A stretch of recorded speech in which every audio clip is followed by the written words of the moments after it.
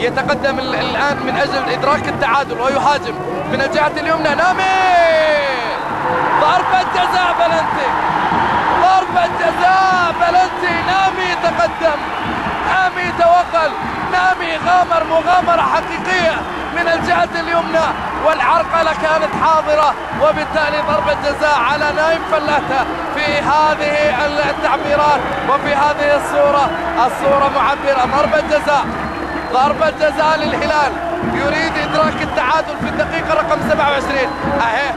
أهي هذه العرقلة الحاضرة. هل هي داخل منطقة الجزاء؟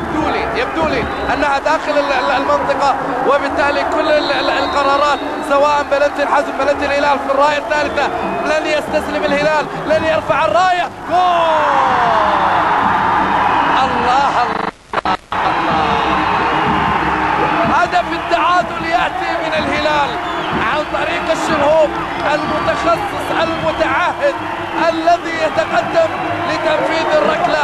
حط سعيد الحربي على يمينه وحط الكرة على يسار الحربي. راح سعيد حطها في زاوية والكرة في زاوية.